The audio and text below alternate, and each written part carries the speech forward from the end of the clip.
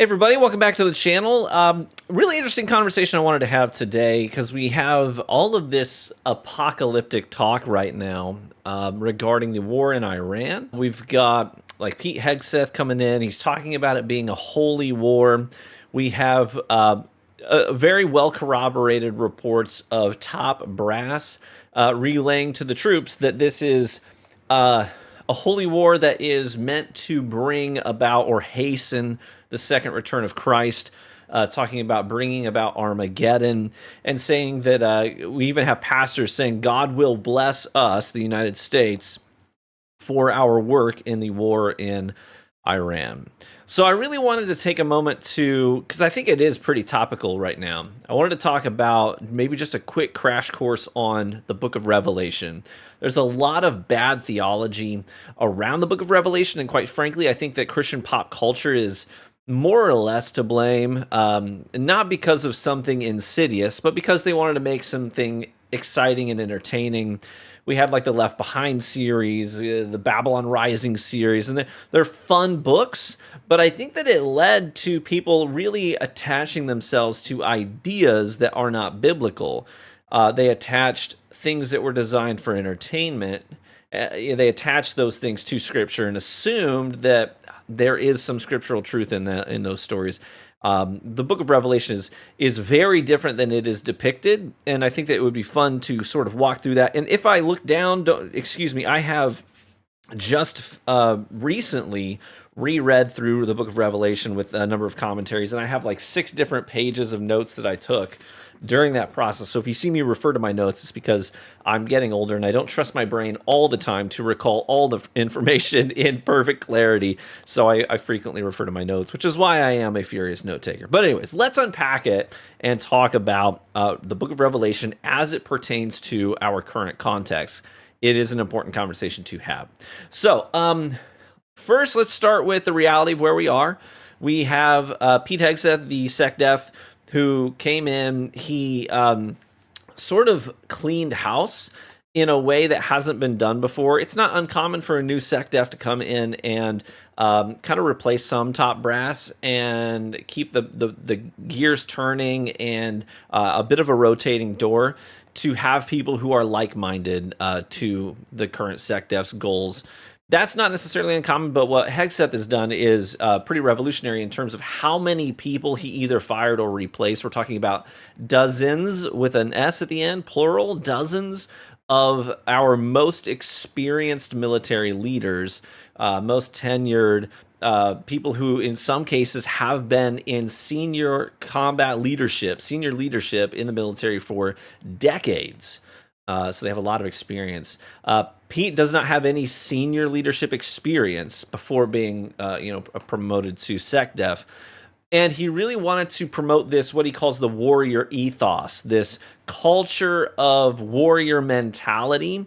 And so part of his goals to obtain that was really this idea that I need to replace people with folks who are more aggression-oriented and less de-escalation-oriented. So, for example, our past CENTCOM that he removed, well, we're assuming, because the guy politely excused himself. The former CENTCOM was more about let's de-escalate. If there is a way to keep our troops out of harm's way and limit civilian casualties, that's the route we'll take if it's on the table. If it's not, we'll deal with it and we'll have offensive operations when needed, for sure. But if de-escalation is an option, that's the preferred method. That's the old guy. The new guy is very openly pro-aggression. He's saying, no, we strike first. And that is in line with Hegseth's warrior ethos that he wants to create in the military.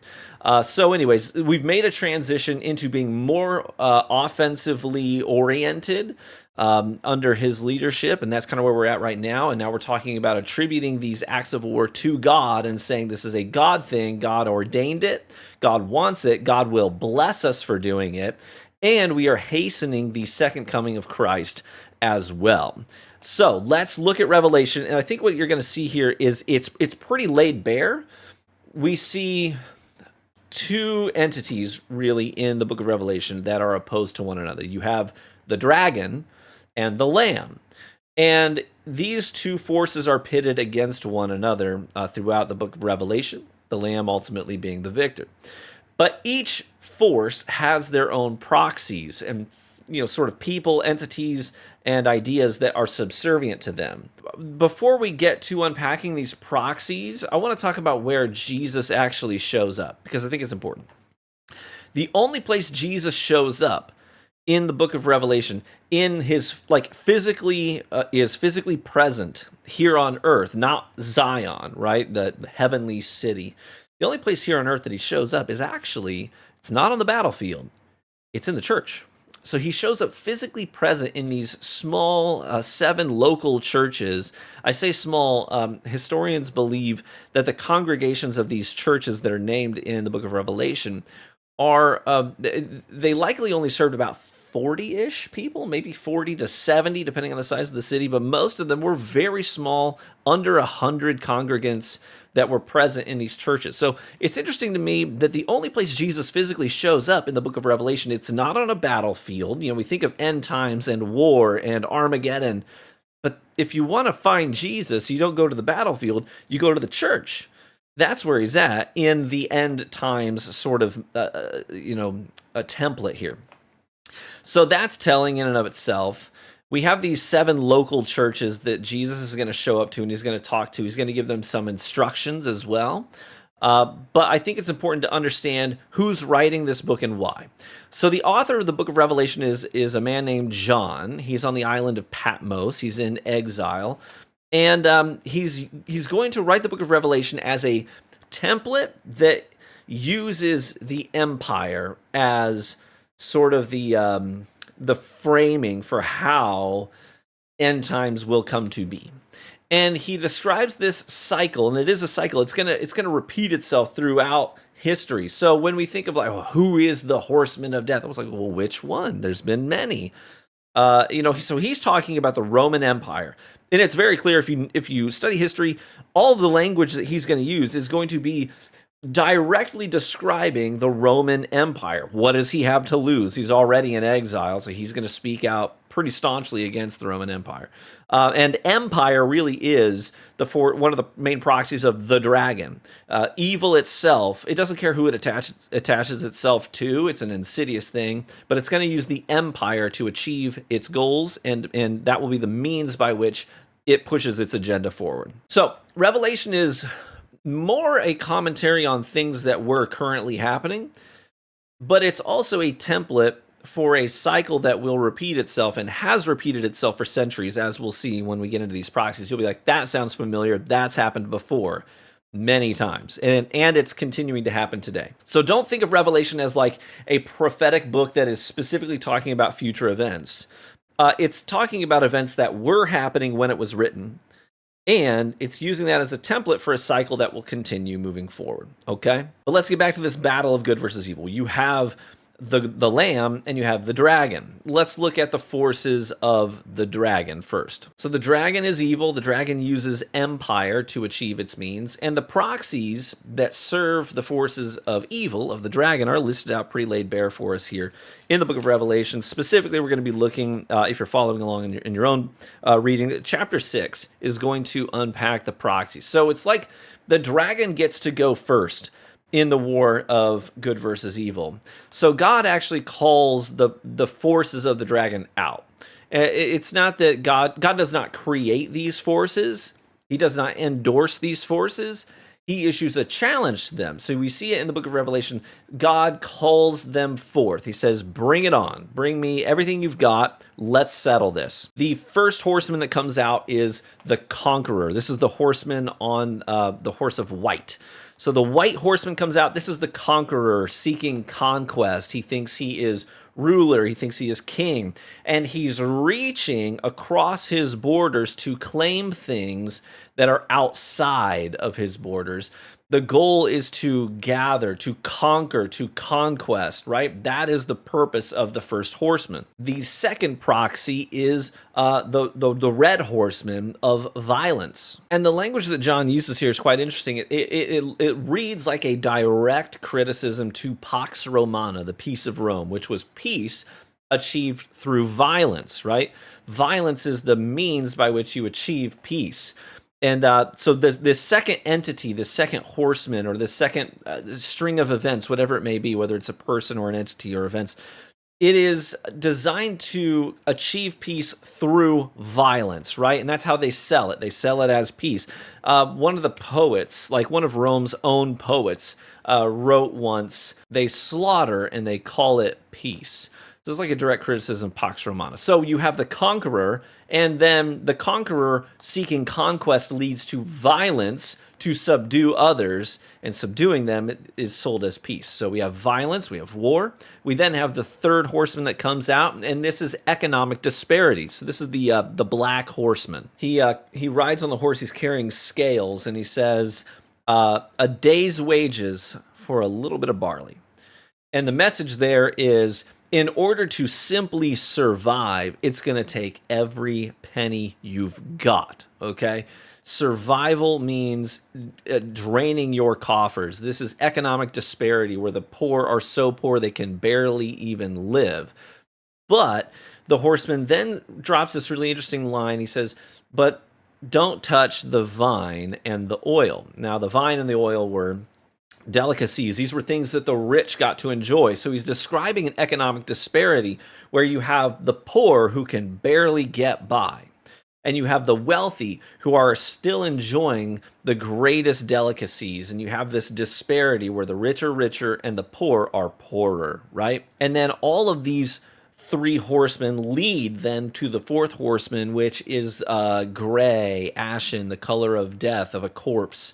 And this is the horseman of death, and it's death that's achieved by all the previous means. There's famine, plague, war, battles, violence. All of those things culminate in catastrophic loss of life. So John describes like a quarter of the population wiped out, right? Just dramatic loss of life. So these are the proxies of the dragon. These are the forces of the dragon. You have warrior, conquest, violence, economic disparity, where the rich are richer, the poor are poorer, and there is catastrophic loss of life. And it is sold as peace, as a good thing, right? It's attributed to the acts of a white horseman with a bow. You know, it's supposed to be beautiful and peaceful, but it is achieved through terrible means. These are the proxies of the dragon. This is evil. So if anything you see out there in the world right now looks like any of those things, just understand who they serve. They serve the dragon. But what's interesting is the contrast in the book of Revelation, where you have John setting up this depiction of evil, of the dragon, the forces of the dragon.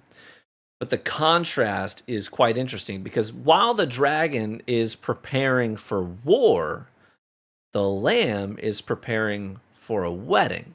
That's such a really cool part of the book of Revelation that I just love that dichotomy. That while the dragon is thinking about war, the lamb is thinking about a wedding. And so the lamb shows up to his bride, right? While the dragon is preparing for war, the lamb, Jesus, physically shows up in the local churches, right?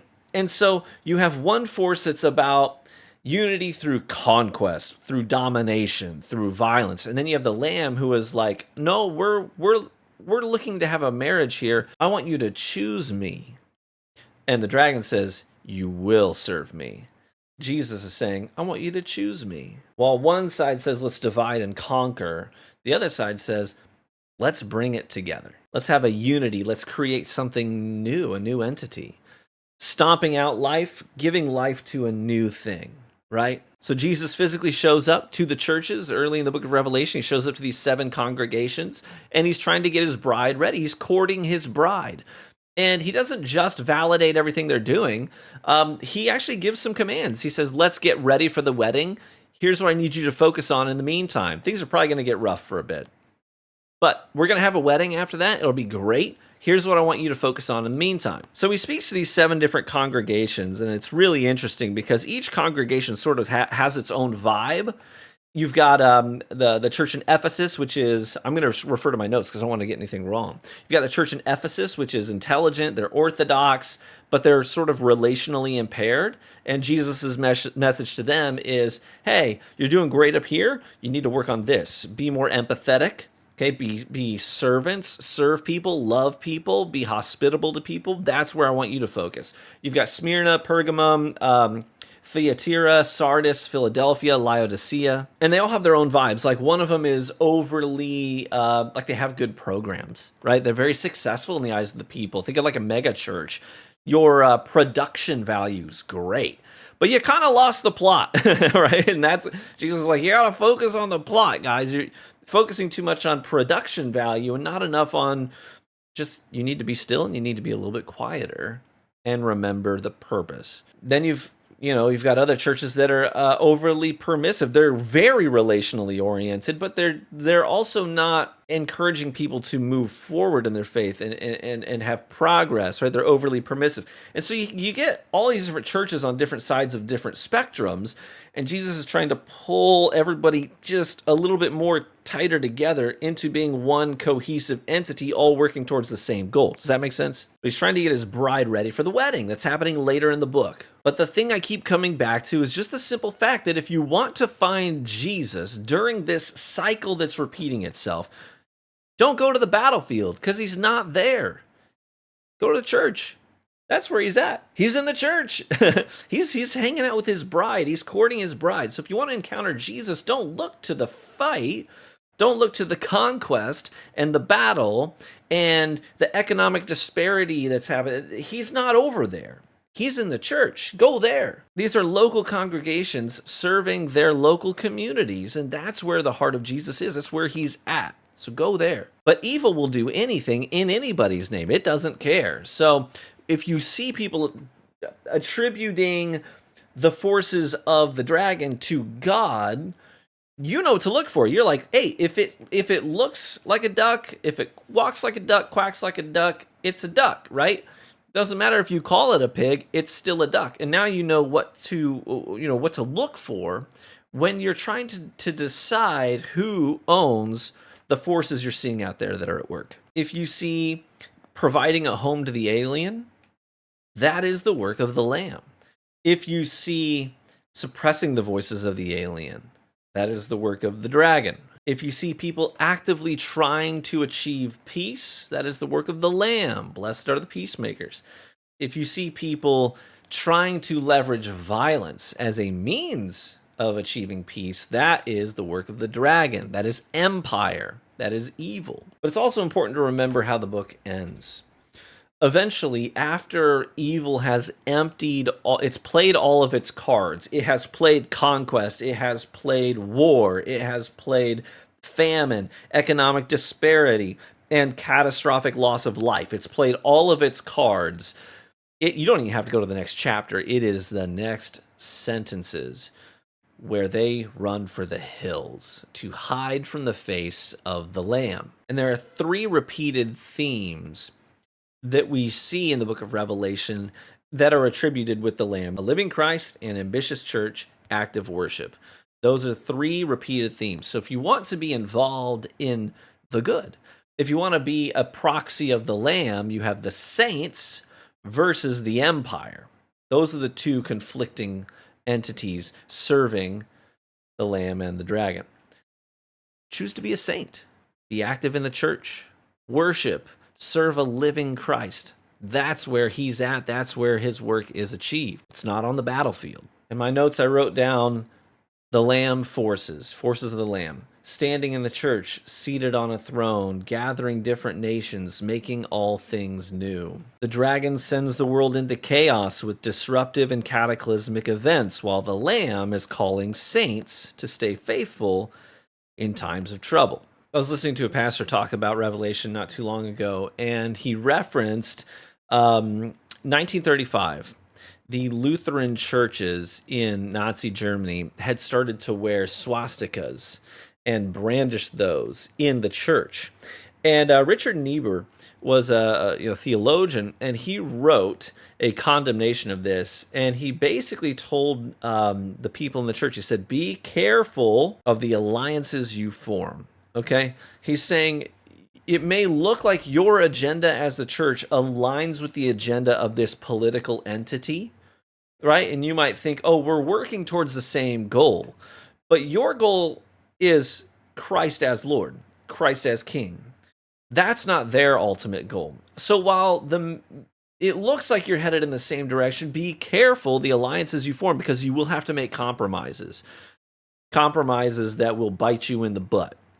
And that's, I think, a good message for the church to remember today, as we are, many of us, brandishing marks of political entities, whether we put them on our arms, our clothing, our hats, or on our lawn signs, or on our bumper stickers.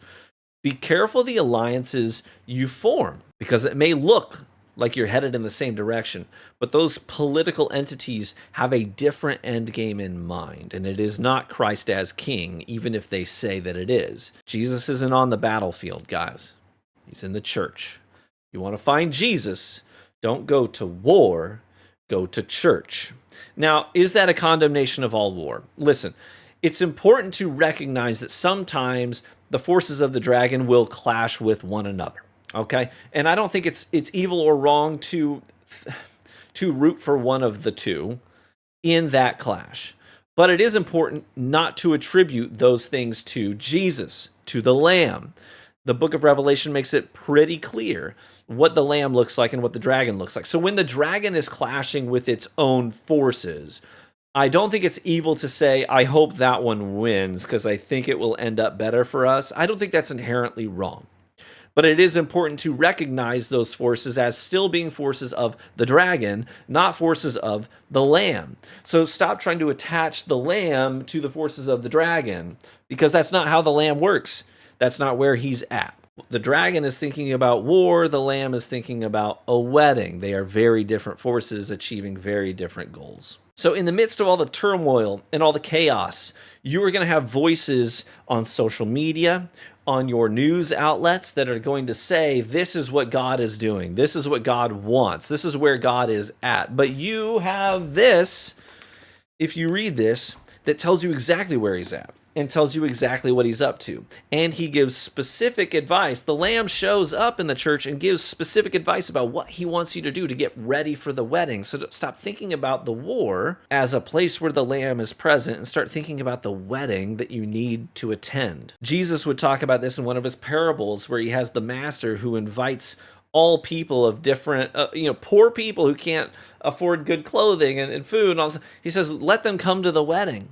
But one of the guests shows up and he's not prepared. He didn't get himself ready for the wedding. He was invited, but he showed up unprepared and he gets kicked out. In the book of Revelation, Jesus gives instructions to get ready for the wedding. Don't be the guy that shows up unprepared. Focus on what you got to focus on. Go to church, get active in your communities, be up to the work that the Lamb is trying to achieve in those communities. That's where your focus should be.